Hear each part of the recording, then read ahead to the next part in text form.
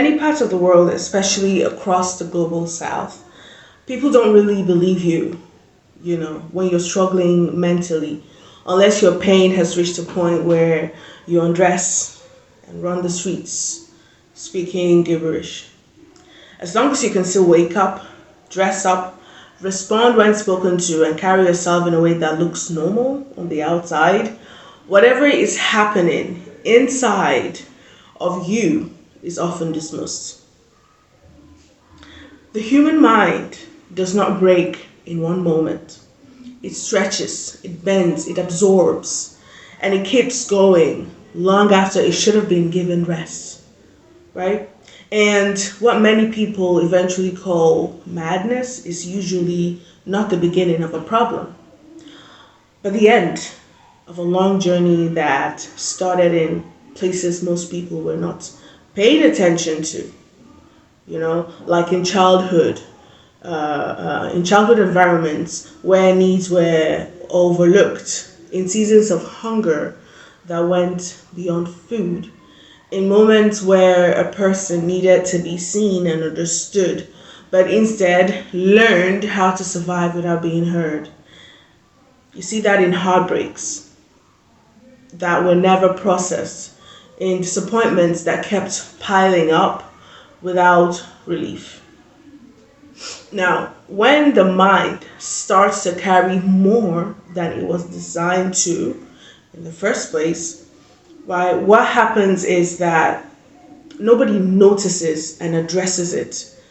The situation in that person does not disappear, it deepens, it reshapes the person. It returns again and again in different forms until eventually it becomes something no one can ignore. Okay, we've seen this in our mothers in those good old days, okay, who carried responsibilities that should have been shared, right? Women who held families together while dealing with absence. Okay, are you following? We see that in abandonment and emotional exhaustion. And over the years, we see our mothers in those good old days, they changed until today. The women we remember as strong become a shadow of themselves, or they become persons that are difficult to be around. Now, when you place this reality side by side with the law, like the one in Nigeria, which is deeply unsettling, by the way. Under the Nigerian law, attempted suicide is still treated as a crime. Whether under the criminal code in southern parts of the country or the penal code in places like Abuja, also called the FCT, Federal Capital Territory. And the implication is clear, even if it is not always spoken clearly, which is that a person who has already reached a breaking point may now have to defend themselves within a system that sees their pain through the lens of offense rather than distress. I got to know this when I had the privilege to talk to a senior public health official only recently. I must say, in practice, things do not always follow the law exactly, but this sends a message to the public, which is opening up about your mental struggle may not always lead to help, unfortunately. And in some cases, it may lead to consequences you're not prepared for. Listen, when you're already living in a culture where people struggle to take mental health seriously, unless it becomes extreme and you're running on the streets mad, the presence of laws like this makes it even harder for people to speak honestly about what they're going through.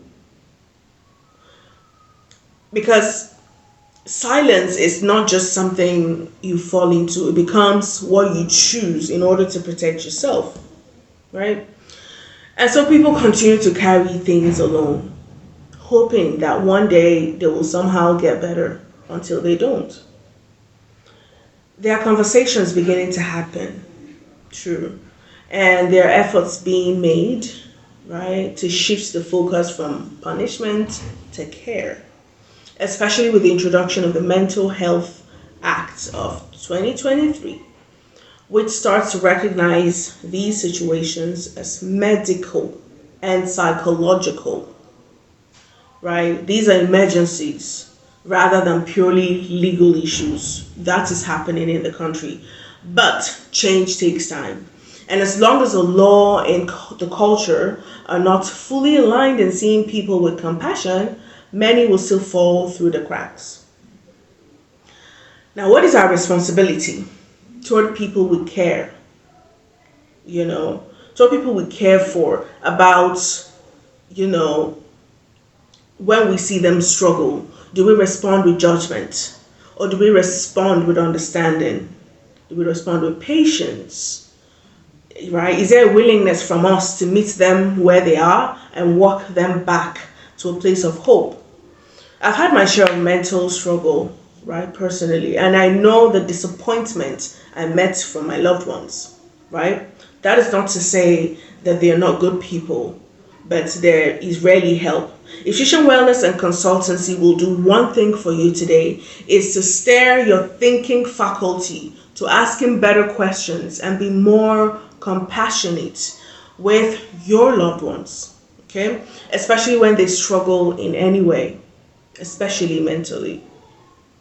The issue is not just whether the law punishes or not. The issue is whether we as people are willing to see others before they get to the breaking point of full-on madness.